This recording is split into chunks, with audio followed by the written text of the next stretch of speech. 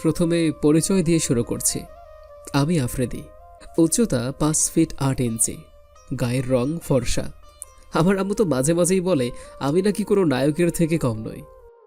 সে যাই হোক, মাস্টার্স শেষ করে আব্বুর অফিসে বসেছি। আমার কোনো ইচ্ছা ছিল না বড় অফিসে বসার, কিন্তু আব্বু আম্মু দুজনেই ঘোরাঘুরি করে অফিসে বসিয়ে দিল। 20 বছর পর আজ মামার বাড়ি যাচ্ছি। লেখাপড়ার জন্য সবসময় বাসার বাইরেই থেকেছি। হোটেলের থেকে লেখাপড়া করলে যা হয় আর কি। সেই ছোটবেলা থেকে একবার মামা বাড়ি গিয়েছিলাম। অবশ্য মামা মাঝে মাঝে এসেছিল আমার সাথে দেখা করার জন্য। মামার বাড়ি যাওয়ার কারণটা হচ্ছে আমার মামাতো ভাই রাজের বিয়ে। মামাতো ভাইয়ের সাথে সাথে একটা মামাতো বোন আরিয়া। সেই ছোটবেলায় একবার দেখেছিলাম ভালো করে, এখন ওর মুখটাও মরে নেই। ছোটবেলায় খুব জ্বালাতো আমাকে, আর আমার রাগ এতটাই বেশি যে আমি ওকে অনেকবার থাপ্পড়ও দিয়েছিলাম। তার জন্য অবশ্য আব্বুর থেকে কম বার খাইনি। একাই আছি মামার বাসায়। আর 2 দিন পর বিয়ে। আব্বু চলে গিয়েছে আর 1 সপ্তাহ আগেই। মামা আমাকে অনেকবার ফোন করেছিল, কিন্তু অফিসের কাজ এতই বেশি ছিল যে সময় করে উঠতে পারেনি। ভেবেছিলাম বিয়ের দিনই একেবারে যাব, কিন্তু মামার সাফ কথা, আজকের মধ্যে যদি না আসি তাহলে আর আশাই লাগবে না, আর তাকে আর কখনো মামা বলেও ডাকা যাবে না। তো কি আর করার, বাধ্য হয়ে যেতেই হচ্ছে। আপনাদের সাথে বকবক করতে করতে চলে আসলাম আমার বাসায়। আমি আমার গাড়ি নিয়ে এসেছি। রাস্তার সাথেই আমাদের বাসা, তাই গাড়ি রাখার জন্য সমস্যা হয়নি। একপাশে গাড়ি রেখে গেটের সামনে এসে দেখি অনেক মানুষেরই ভিড়। একটা জিনিসই আমার ভালো লাগে না, মানুষের ভিড়। সবাই হা করে আমার দিকে তাকিয়ে আছে। বুঝলাম না আমি কি নতুন জামাই নাকি? সবাই আমাকে কিভাবে তাকিয়ে তাকিয়ে দেখছে। ভিতরে যাব তার কোনো উপায় নেই। সমস্ত রাস্তা ঘিরে দাঁড়িয়ে আছে মানুষজন। ভিড়ের মধ্যে হঠাৎ আমার চোখ যায় একটা কিউটের ডিব্বার দিকে। কালো কালারের একটা 3 পিস পরে আছে কিউটের ডিব্বাটা। টানা টানা চোখ, লাল গোলাপি ঠোঁট, কমর ছাড়ানো চুল। কিছু চুল কিউটের ডিব্বাটার মুখের উপর এসে পড়ে আছে। তাতে যেন ওর সৌন্দর্যটা আরও বেড়ে গিয়েছে। কত মেয়েকে দেখেছি এখন পর্যন্ত, কিন্তু কখনো কারো দিকে এইভাবে তাকিয়ে থাকতে ইচ্ছেই করেনি। এই প্রথম কোনো মেয়েকে দেখে মনে হচ্ছে 1000 বছর তাকিয়ে থাকলেও যেন চোখের তৃষ্ণাটা মিটবে না। একটা মানুষ এতটা সুন্দর হতে পারে আমি ভাবতেও পারছি না। কিউটের ডিব্বাটা আর চোখে আমার দিকে তাকায়। সলিড কেক খেয়েছি বস এই কিউটের ডিব্বাকে দেখে। আমির ভাই, আমি কিন্তু পুরাই ফিদা। মেয়েটা হয়তো বুঝতে পেরেছি আমি মেয়েটার দিকে তাকিয়ে আছি। চলে যায় বাসার ভেতরে।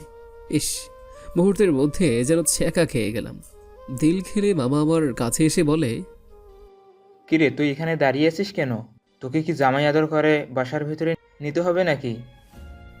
নিজে নিতে পারো মামা, আমার কোনো আপত্তি নেই। এত বড় হয়ে গেছিস, কিন্তু তোর ফাজলামো কমেনি। আমি আম্মুর থেকে শুনেছি তুমি আমার বয়সে থাকতে আমার থেকেও বেশি ফাজিল ছিলে, আর তাই তো আমার মামিকে পটিয়ে বিয়ে করে নিয়েছ। তোকে নামে একটা থাপ্পড় দিয়ে সবগুলো দাঁত ফেলে দেবো ফাজিল। একটু আগে যে ছেলেটা আমার দিকে তাকিয়েছিল, আব্বুর সাথে সেই ছেলেটাকে বাসার ভিতরে আসতে দেখছি। এটাই কি তবে আমার ফুফাতো ভাই আফ্রিদি? সে ছোটবেলায় দেখেছিলাম একবার, আর কখনো আমাদের বাসায় আসেনি, তাই চেহারাটাও মনে নেই। তবে আমি ফুপুর বাসায় গিয়েছিলাম কয়েকবার। আফ্রিদি ভাইয়া লেখাপড়ার জন্যে হোস্টেলে ছিল, তাই আর কখনো দেখা হয়নি। তবে আব্বুর সাথে ছেলেটাকে দেখে কেন জানি মনে হচ্ছে এটাই আফ্রিদি ভাইয়া। কত হ্যান্ডসাম হয়ে গেছে। ছোটবেলায় আমাকে কত মেরেছেন, আমি একটুও ভুলিনি। আব্বু আমার সামনে এসে দাঁড়ায়, আমি তাকিয়ে আছি ছেলেটার দিকে। আব্বু বলে, কিরে এইভাবে তাকিয়ে আছিস কেন? চিনতে পারছিস না? তোর আফ্রিদি ভাইয়া, আফ্রিদিও আয়রা, মনে নেই ওনার কথা? একটু আগে যে কিউটের ডিব্বাটাকে দেখে ক্রাশ খেয়েছি সেটাই তাহলে আমার মামাতো বোন আয়রা। মাশাআল্লাহ, কত কিউটের ডিব্বা হয়ে গিয়েছে। যে করেই হোক, রাতে আমার বউ করতেই হবে। আবার মনে মনে আরেকটা কথা চিন্তা করছি, আয়রা দেখতে এত কিউট, ওর কোনো বয়ফ্রেন্ড নেই তো? সে থাক, তাতে আবার কি। মামাকে বলে মামাকে আমার শ্বশুরটা বানাতেই হবে। এরপর বাবা ছেলে মিলে একই শ্বশুরবাড়িতে আসবো। আর ওদিকে তাকিয়ে তাকিয়ে মনে মনেই এসব কথা ভাবছিলাম। আয়রার কথা শুনে হুঁশ আসে। কেমন আছেন ভাইয়া? আপনি তো আমাদের ভুলেই গেছেন একেবারে। আমি ভালো আছি, তুমি কেমন আছো? আর ভাইয়া বলে তো মনটা একেবারে ভেঙেই দিল গো। এটা অবশ্য মনে মনে বললাম। জি ভাই, আমিও ভালো আছি। ভেতরে আসুন, কতটা পথ জার্নি করে আসছেন। সমস্যা নেই। তা কোন ক্লাসে পড়ছো এবার? আমি অনার্স ফার্স্ট ইয়ারে পড়ছি ভাইয়া। ওফ, কথায় কথায় সব ভাইয়াটা লাগে নাকি? যাকে আমার বউ করবে ভাবছি, সে আমাকে শুধু খাইয়াই দিতে যাচ্ছে। আবির ভাই, এরে বুঝান না, আমার মনটা ভাঙ্গি যাইতাছে। আচ্ছা আমি ভিতরে যাই, তোমার সাথে পরে কথা হবে। এরপর মামার সাথে বাসার ভিতরে চলে আসি। বাসার ভিতরে এসে তো আর এক ব্যাপার, এখানেও কত মানুষ বসে আছে। উফ, এত মানুষ কেন? আমি পাগলি হয়ে যাব এটা দেখে। মামা হয়তো ব্যাপারটা বুঝতে পেরেছে, তাই আমাকে বলে, আয় তুই আমার সাথে, অনেকটা পর জার্নি করে আসছি, ফ্রেশ হয়ে কিছু সময় রেস্ট করো। এরপর মামা একটা রুমে এনে বলেই এটা আয়রার রুম, তুই এই রুমে বসে রেস্ট কর, তোকে কেউ বিরক্ত করতে আসবে না। এটা বলে মামা চলে যায়। আমি ব্লেজারটা খুলে ওয়াশরুমে গিয়ে ফ্রেশ হয়ে রুমে এসে শুয়ে পড়ি। প্রচণ্ড ক্লান্ত লাগছে। অফিস শেষ করে সোজা এখানেই চলে এসেছি। বিছানায় পিঠ লাগাতেই ঘুমের দেশে হারিয়ে যাই। কিছু সময় পর আমি আমার রুমে এসে দেখি আফ্রিদি ভাই আমার রুমে শুয়ে আছে। আমার ঘুমন্ত মুখের দিকে তাকিয়ে আছে এক পলকে। সেই ছোটবেলায় দেখেছিলাম, তারপর আজ কত সুন্দর লাগছে আমাকে। ইস, আরও আগে যদি ওনার সাথে দেখা হতো তাহলে কতই না ভালো হতো। কিন্তু উনি তো আমাদের সাথে দেখা করতেই চায় না, তাই তো আমাদের বাসায়ও আসেনি। লেখাপড়া করেছো বলে কি এত বেশি ছিল? আমি তো লেখাপড়া করছি, কই আমি তো এত বিজি না যে কোথাও যেতে পারি। হয়তো ইচ্ছে করেই আমাদের সাথে দেখা করেনি। ছোটবেলায় তো অনেক জ্বালিয়েছি নাকি, তাই হয়তো। ওনার দিক থেকে চোখ সরাতে পারছি না। তোমার ঘুমন্ত মুখপানে কেন তাকিয়ে আছি আমি এভাবে? এর আগে তো কখনো কাউকে দেখে এভাবে তাকিয়ে থাকতে ইচ্ছে করেনি। তবে কি প্রথম দেখাতে আমি ওনাকে... না না, এটা কিভাবে সম্ভব? ওনারা কোথায় আর আমরা কোথায়? আমি মিছেই মাটিতে শুয়ে আকাশের চাঁদের দিকে হাত বাড়াচ্ছি। আর কিছু না ভেবে আমি রুম থেকে বের হয়ে কল রুমে চলে আসি। হল রুমে আসতেই ফুপু আমাকে তার কাছে ডাকে। আমি গিয়ে ফুপুর পাশে বসে পড়ি। কি রে মা, কোথায় ছিলি তুই এত সময়? ফুফুর কাছে আসতে বললে ইচ্ছে করে না তোর? কেন ইচ্ছে করবে না ফুপু? একটু আগে তো বাহিরে গিয়েছিলাম উঠানে। আফ্রিদি ভাইয়া তো আসছে, দেখা হয়েছে তোমার সাথে। এত বছর পর দেখে তুই চিনে ফেললি? আমি কি করে চিনবো ফুপি? আব্বুর সাথে আসছিল, আব্বু পরিচয় করিয়ে দিয়েছে। সেই ছোটবেলায় দেখেছিলাম। এখনো কি মনে আছে আমার উনি দেখতে কেমন ছিল? আর বলিস না মা, এই ছেলেটা এত বাজে, ভার্সিটি বন্ধ হলেও বাসায় আসতো না। সে ক্লাস 6-এ ওঠার পর থেকে হোস্টেলে চলে গেছে। যদি মন চায় তাহলেই বাসায় আসতো, তবে বাসায় এসে থাকতো না। সকালে আসলে বিকেলে চলে যেত। আমার বা তোর ফুপার একটা কথাও শোনে না। তুমি যদি তোমার ছেলেকে ছোট থেকে শাসন করতে না, তাহলে ঠিক হতো। ওটা থেকে তো কিছু বলিনি, তাই এখন আর কথা শোনে না। তোর ফুফার জন্য কিছু বলতেও পারিনি। বলে ছেলে যা করছে করতে দাও, বড় হলে ঠিক হয়ে যাবে। কিন্তু দেখ, হলো তার উল্টো। কত জোর করে যে তোর ফুপার অফিসে বসিয়েছি একমাত্র আল্লাহই জানে। তোমার ছেলেকে একটা বিয়ে করে দাও, দেখবে সব ঠিক হয়ে যাবে। আগে তোর ভাইয়ের বিয়েটা হোক, তারপর দেখি কি করা যায়। ফুপির কথাটা ঠিক আমি বুঝতে পারলাম না। ভাইয়ার বিয়ের সাথে আমার বিয়ের সম্পর্ক? ফুপি কি ইঙ্গিতে আমার বোঝাতে চাইলো? ফুপি কি ইঙ্গিতে আমার কথাই বোঝালো নাকি? ধ্যাত, আমি যে কি ভাবছি না। আফ্রিদি কি ঘুমিয়ে গেছে? ফুপি আমার রুমে ঘুমিয়ে আছে। ফুপির সাথে বসে আরও কিছু সময় গল্প করি। প্রায় সন্ধ্যা এখন। প্রতি বলে আফ্রিদি ভাইয়াকে ডেকে তুলতে। রুমে এসে দেখেন ভাইয়া এখনো ঘুমিয়ে আছে। আমি কাছে গিয়ে আস্তে আস্তে ডাকি। ভাইয়া ধীরে ধীরে চোখ খুলে আমার দিকে তাকায়। আপনাকে ফুপি উঠতে বলেছে, সন্ধ্যা হয়ে যাচ্ছে তো তাই। আমার কথা উনি শুনছেন কিনা বুঝতে পারছি না। এক পলকে আমার দিকে তাকিয়ে আছে, এতে করে আমার ভীষণ লজ্জা করছে। কেউ কখনো আমার দিকে এভাবে তাকিয়ে থাকেনি, তাই এখন কি রিয়্যাক্ট করব প্রয়োজন সেটাই বুঝতে পারছি না। উনি আমার দিকে এভাবে তাকিয়ে আছেন, কিন্তু আমি ওনার সামনে থেকে যাচ্ছি না। কেন সেটা বুঝতে পারছি না। মনে হচ্ছে যেন উনি আমাকে ওনার কাছে টানছে। হুট করেই উনি এমন একটা কথা বলেন যে আমি লজ্জায় লাল হয়ে যেতে থাকি। ঘুম থেকে উঠেই তোমার মতো একটা পরীকে দেখতে পাবো ভাবেনি। আয়রা লজ্জামাখা কণ্ঠে বলে, এসব আপনি কি বলছেন ভাইয়া? আপনি কি এখনো ঘুমের ঘোরে আছেন? এই কথায় কথায় আমাকে ভাইয়া বলবা না তো। আমি তোমার কোন জন্মের ভাই, হ্যাঁ? আর আমি জেগেই আছি। কেন? আপনি তো আমার ফুফাতো ভাই, আর আমি আপনার মামাতো বোন। আপনার কি ভুলে যাওয়ার রোগ আছে নাকি ভাইয়া? আমার ভুলে যাওয়ার কোনো রোগ নেই, তবে তোমার মুখে কেন যেন ভাইয়া ডাকটা শুনতে ইচ্ছা করছে না, অন্য কিছু শুনতে ইচ্ছে হয়। অন্য কিছু শুনতে ইচ্ছে হয় মানে? কি বলছেন আপনি? কি বলবো সেটা তোমাকে দেখার পর কেন জানি ভুলে যাচ্ছি। আচ্ছা, তুমি তো ছোটবেলায় এত কিউট ছিলে না?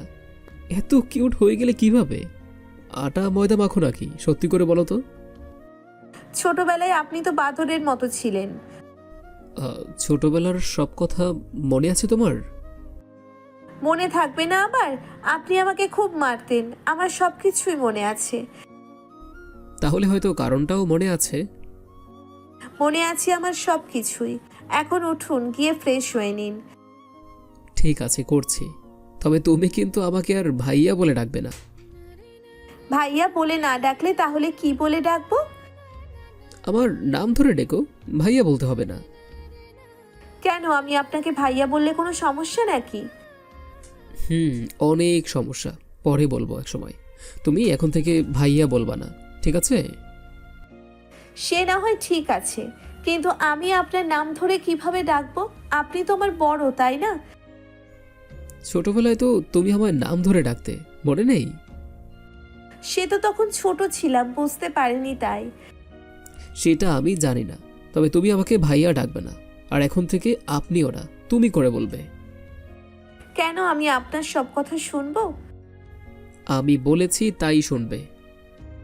কেন, আমি কি আপনার বিয়ে করা বউ নাকি যে আপনি যা বলবেন তাই শুনবো? এখন তো বউ নয়, তবে হতে কতক্ষণ? আপনাদের কথা শুনে আমি চুপ হয়ে যাই। কি বলবো এখন সেটা বুঝতে পারছি না, তাই আর কিছু না বলে আমি রুম থেকে বের হয়েছি। আয়রা চলে যায়, আমি বসে বসে হাসতে থাকি। আর কিছুক্ষণ যদি আয়রা আমার সামনে থাকতো, তাহলে হয়তো আমি আমার মনের কথাটা বলেই দিতাম। ইস, আরও আগে কেন যাসনি এখানে? যদি আরও আগে আসতাম, তাহলে হয়তো এতদিন আয়রার সাথে তোমার বিয়েটাই হয়ে যাবে। যাই হোক, যখনই আসেন আরাকে আমি আমার বউ বানিয়েই ছাড়ব। এসব ভাবতে ভাবতে উঠে ওয়াশরুমে চলে যায়। ফ্রেশ হয়ে রুম থেকে বের হতে আম্মুর সাথে দেখা। কিরে, আসার পর থেকে যে ঘুমিয়ে যাচ্ছিস, আমাদের সাথে দেখাও তো করলি না। অফিস থেকে সোজা এখানে এসেছি, খুব ক্লান্ত লাগছিল। আর তাছাড়া তুমি তো জানোই আমার এসব ভিড় ভালো লাগে না, তাই ঘুমিয়ে পড়েছিলাম। আর কোথায়? এর আগে দেখেছিস? একটু আগেই তো আমাকে ঘুম থেকে ডেকে তুললো। এখন কোথায় আছে বলতে পারবো না।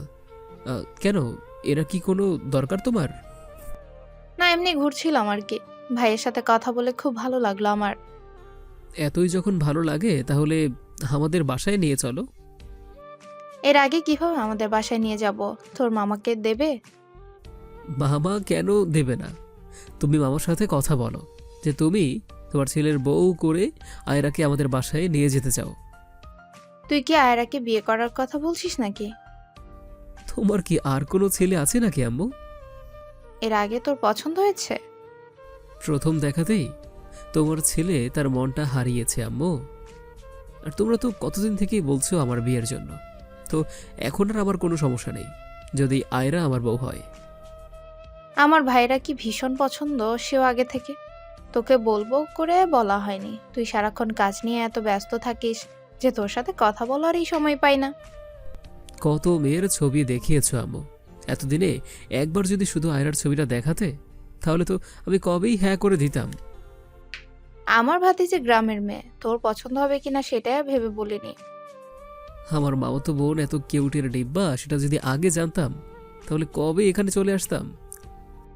আচ্ছা, আগে তোর মামা তো পারবে, এটা হয়ে যাক, তারপর আমি ভাইয়ের সাথে কথা বলবো। ঠিক আছে আম্মু, আমি একটু বাইরে যাচ্ছি বলে আমি বাসা থেকে বের হতেই উঠানে আয়রার সাথে দেখা হয়। আমাকে দেখে আয়রা বলে, তুমি কি কোথাও যাচ্ছ নাকি? আহা, তোমার কণ্ঠে তুমি শুনতে কত ভালো লাগলো। আমি তোমাকে কি জিজ্ঞেস করলাম আর তুমি কি বলছো? আর তুমিই তো বলেছো তোমাকে তুমি করে বলতে। বলেছি তো। আর হ্যাঁ, আমি একটু বাইরে যাচ্ছি। আমি তো এখানকার কোনো কিছুই ভালো করে চিনি না। তুমি কি আমার সাথে যাবে? সন্ধ্যাবেলায় আপুকে বাড়িতে যেতে দেবে আমাকে? আচ্ছা, আমি তোমাকে কল করে বলছি। এখন তোমার কোনো সমস্যা নেই, তাই না? আর সমস্যা থাকবে কেন? তাহলে তুমি আমাকে আব্বুকে ফোন দাও। তাহলে তুমি আগে আব্বুকে ফোন দাও। আজকে ঠিক আছে বলে পকেট থেকে মোবাইল করে। কিরে ফাজিল, তোর ঘুম হয়ে গেছে? মামা, একটু আগেই উঠেছি। আমি একটু বাইরে যাচ্ছি, আর কি আমার সাথে নিয়ে যাই? এই সময় তোরা বাইরে যাবি কেন? বাসায় কত লোকজন মামা, আমার এত ভিড় ভালো লাগে না। আর কত বছর পর এলাম এখানে বলো তো, তাই একটু ঘুরে দেখতে ইচ্ছে হচ্ছে। আচ্ছা ঠিক আছে, যা, তবে বেশি লেট করিস না। একটা গ্রাম বাবা মানুষ একে দেখবে না। ও তুমি চিন্তা করো না বাবা, আমি আছি তো বলে কল কেটে আয়রাকে নিয়ে হাঁটতে থাকি। কিছু পথ হাঁটার পর আয়রা বলে, আব্বুকে কল করে, তুমি আমাদের বাসায় আসো না তোমার গার্লফ্রেন্ডের জন্য, তাই না? এখানে আসলে তা তোমার গার্লফ্রেন্ডের সাথে দেখা করতে পারবে না। আমার কোনো গার্লফ্রেন্ড নেই, আর আমি লেখাপড়া নিয়ে খুবই সিরিয়াস ছিলাম। পড়ালেখা শেষ করতেই আব্বু আম্মু জোর করে অফিসে বসিয়ে দেয়। অনেকবার ভেবেছিলাম তোমাদের সাথে দেখা করতে যাই, অফিসে ঢোকার সময় পেলাম না আর। তা তোমার বয়ফ্রেন্ড কয়জন? সবার তো একটাই বয়ফ্রেন্ড বা গার্লফ্রেন্ড থাকে, তাই না? তাহলে কজন কেন প্রশ্ন করলে? না, আজকাল তো ট্রেন্ড চলছে, একজন, দুটো, তিনটে এরকম করে গার্লফ্রেন্ড লাগছে। আচ্ছা যাই হোক, তুমি কারোর সাথে রিলেশনে আছো? আমি এসবের ভেতরে নাই, লেখাপড়া নিয়ে আছি। তুমি দেখতে এত কিউট, তোমার বয়ফ্রেন্ড নেই, এটা কি কেউ বিশ্বাস করবে? কে বিশ্বাস করলো না করলো তাতে আমার কিছু আসে যায় না। যেটা সত্যি আমি সেটাই বলেছি। কেন, কোনো ছেলে প্রপোজ করেনি, নাকি কাউকে পছন্দ হয়নি? আজকালকার ছেলেরা প্রেম করার নামে মেয়েদের ঠকিয়ে চলে যায়, পরে সারা জীবন চোখের পানি নিয়ে থাকতে হয়। তাই এসবের মাঝে নিজেকে জড়িয়ে নিইনি। আর আব্বু আম্মু তো আছেই, তারা আমার খারাপ কখনো চাইবে না। অনেক বোঝো দেখছি তুমি। আচ্ছা তোমাকে একটা কথা বলি। বলো।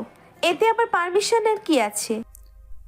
আমি যদি বলি আমি তোমাকে ভালোবাসি, বিয়ে করতে চাই, তাহলে তুমি কি রাজি হবে?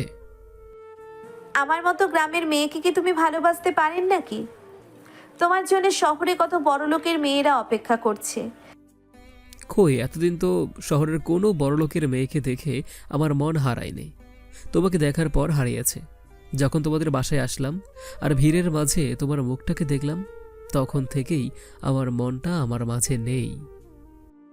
এসব তুমি কি বলছো? আমি ঠিকই বলেছি আয়রা। আমি আম্মুর সাথেও এই বিষয়ে কথা বলেছি। আম্মু বলেছে তোমার ভাইয়ের বিয়ের পর মামার সাথে কথা বলবে। যদি আমাদের দুই পরিবার রাজি হয়, তাহলে কি তুমি রাজি হবে? আমি আমার আব্বু আম্মুর উপর দিয়ে কখনোই কথা বলিনি। তারা যেটা চাইবে সেটাই হবে। তারা যেটা চাইবে সেটা হবে, ঠিক আছে, কিন্তু তুমি কি আমাকে ভালোবাসবে? আমাকে দেখার পর তোমার যে অবস্থা, তোমাকেও প্রথম দেখার পর আমারও একই অবস্থা। যদি তাই হয় তাহলে আমাকে ভাইয়া বলে ডাকছিলে কেন? তোমার মনে কি আছে সেটা তো আর আমি জানি না, তাই তুমি যা হও তাই বলছিলাম। এখন তো জানলে আমার মনে কি আছে। এখন কি দেখতে ইচ্ছে করছে? এখন বলবো না, তোলা রইল। যদি সত্যি আমাদের দুই পরিবার রাজি হয় তখন বলবো। আর যদি মামার কাছে না হয়, তাহলে কি আমাকে ভুলে যাবে? ভুলতে পারবো কিনা জানি না, তবে আম্মুর উপর দিয়ে আমি কোনো কিছু বলতে পারবো না। ঠিক আছে, তোমাকে মামার ওপর দিয়ে কিছু বলতে হবে না। আম্মু কথা বলুক আগে, তারপর দেখি মামা কি বলে। আর তারপর তো আমি আছি। আশেপাশে কোনো দোকান আছে? একটু সামনে দোকান। কেন, কিছু লাগবে তোমার? ভয় পেও না, আমি স্মোকিং করি না। ভয় পাবো কেন? আর তাছাড়াও তোমাকে দেখে মনে হয় না যে তুমি স্মোকিং করো। আচ্ছা, সেটা কিভাবে? আমি যতটুকু জানি যারা স্মোকিং করে ঠোঁট কালো হয়, কিন্তু তোমার ঠোঁট তো কালো না, তাই মনে হলো তুমি স্মোকিং করো না। এত অল্প সময় আমাকে এতটা বুঝে গেছো? তোমার সাথে হয়তো দেখা হয়নি, তবে ফুপুর থেকে তোমার সম্পর্কে অনেক কথা শুনেছি। অনেকবার ইচ্ছে হয়েছিল ফুপুকে বলি তোমার একটা ছবি দিবে, কিন্তু ফুপু কি ভাববে সেটা ভেবে আর বলা হয়নি। তাহলে আম্মুর মুখ থেকে আমার সম্পর্কে শুনে আমাকে ভালোবাসতে শুরু করেছিলে? একটু একটু। আমি যখন তুমি আমাদের বাসায় আসলা, প্রথম দেখাতেই তোমায় খুব ভালো লেগেছিল, কিন্তু তবুও আমি তোমাকে ভালোবাসতাম না। কারণ ফুপুর থেকে তোমার সম্পর্কে শুনে মনে মনে তোমাকে নিয়ে একটা স্বপ্নের বাসার করেছি। সেখানে শুধু তোমারই বসবাস। সেখানে কত সুন্দর ছেলেরা আসুক না কেন তার জায়গা হবে না, কিন্তু যাকে প্রথম দেখায় ভালো লেগেছে সে যে আমার স্বপ্নের মানুষটাই, এটা জানার পর খুব খুশি হয়েছি। আমারও তোমাকে প্রথম দেখাতেই ভালো লেগেছে। আর যখন জানলাম তুমি আমার মামাতো বোন, তখন তো মন থেকেই ঠিক করে নিলাম যে বিয়ে আমি তোমাকেই করব। আর আমি যদি রাজি না হতাম তখন কি করতে? তোমাকে তুলে নিয়ে গিয়ে বিয়ে করতাম। আম্মু যদি তোমার আমার বিয়ের কথা মামাকে বলে, আর আমার মনে হয় মামা আপত্তি করবে, কারণ মামা আমাকে তোমার থেকে বেশি ভালোবাসি, সেটা তো জানো। জানি তো, জানবো না কেন? আব্বুর মুখে সারাক্ষণ তোমার কথা শুনতাম, ভালো লাগতো খুব আব্বুর মুখে তোমার কথা শুনে। ঠিক আছে, চলো দোকানে যাই বলে আয়রাকে নিয়ে দোকানে চলে আসি। এরপর দোকান থেকে দুটো স্প্রিট নিয়ে হাঁটতে হাঁটতে বাসায় চলে আসি। বাসায় এসে coming soon tomorrow, today, bye, have a good day all audience, good night.